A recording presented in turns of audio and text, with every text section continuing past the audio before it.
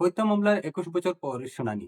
শিলচরের বহুচর্চিত মুন্না মজুমদার হত্যা মামলার ৩ অভিযুক্তকে যাবজ্জীবন কারাদণ্ডের রায় শিলচর আদালতের।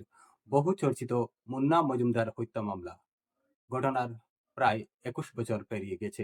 কাছাড় ফাস্ট ট্র্যাক কোর্টে বিচার প্রক্রিয়ায় ৩ অভিযুক্তের যাবজ্জীবন কারাদণ্ডের সাজা। দীর্ঘ বিচার প্রক্রিয়ার পর বহুচর্চিত মুন্না মজুমদার হত্যা মামলায় রায় ঘোষণা করল কাছাড় এডিশনাল সেশন জজ ফাস্ট ট্র্যাক কোর্টের বঙ্কিম শর্মার আদালত।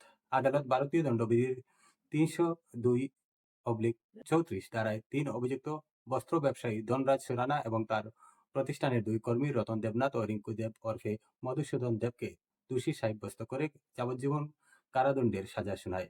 এর পাশাপাশি প্রত্যেককে ২০,০০০ টাকা করে জরিমানা করা হয়েছে। জরিমানা অনাদায়ে আরও ৬ মাসের কারাদণ্ড ভোগ করতে হবে বলে আদালত নির্দেশ দিয়েছে।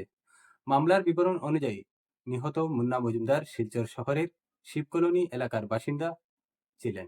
তিনি শহরের জানিগঞ্জ এলাকার স্বরূপা কমপ্লেক্সে অবস্থিত ধনরাজ সুরানার ব্যবসায়িক প্রতিষ্ঠান সুরানা টেক্সটাইলে কর্মরত ছিলেন। ২০০৪ সালের ৫ নভেম্বর গুরুতর অসুস্থ অবস্থায় মুন্নাকে শিলচর মেডিকেল কলেজ ও হাসপাতালে নিয়ে যাওয়া হয়। সেখানে তাকে মৃত বলে ঘোষণা করেন চিকিৎসকরা। অভিযোগ, ধনরাজ সুরানা ও তার ২ কর্মী তাকে হাসপাতালে নিয়ে যান।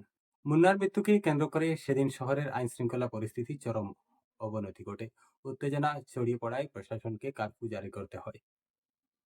মৃতের বোন রত্না মজুমদার থানায় দায়ের করা এজাহারে অভিযোগ করেন তার ভাইকে পরিকল্পিতভাবে হত্যা করা হয়েছে। এজাহারে তিনি উল্লেখ করেন, মুন্নার শরীরে একাধিক আঘাতের চিহ্ন ছিল, যা দেখে তার সন্দেহ হয়েছে। হত্যার পরই দেহ হাসপাতালে নিয়ে যাওয়া হয়। তার অভিযোগের ভিত্তিতেই ধনরাজ সুরানা, রতন দেবনাথ ও রিঙ্কু দেবের বিরুদ্ধে মামলা নথিভুক্ত হয়। পুলিশ তদন্ত শেষে চার্জশিট দাখিল করলে মামলা আদালতে গড়ায়।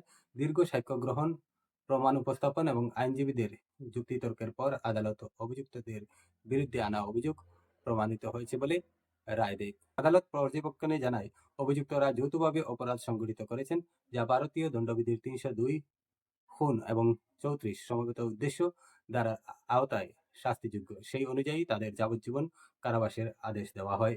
প্রায় ২ দশক পুরনো এই মামলার রায়ে নিহতের পরিবার ন্যায় বিচার পেয়েছেন বলে মনে করছেন স্থানীয়রা। রায় ঘোষণার পর আদালত প্রাঙ্গণে কড়া নিরাপত্তার ব্যবস্থা করা হয়। মুন্না মজুমদার হত্যাকাণ্ড তৎকালীন সময়ে শিলচর শহরে ব্যাপক আলোড়ন তুলেছিল। অবশেষে আদালতের রায়ে মামলার আইনি পরিসমাপ্তি ঘটল। প্রিয় দর্শক, আমাদের এই প্রতিবেদন ভালো লাগলে অবশ্যই আমাদের channel the Barak live 24 Facebook, YouTube এবং ইনস্টাগ্রামে ফলো এবং সাবস্ক্রাইব করে পাশে থাকবেন এবং এই প্রতিবেদন শেয়ার করে সবাইকে দেখার সুযোগ দান করবেন। ধন্যবাদ।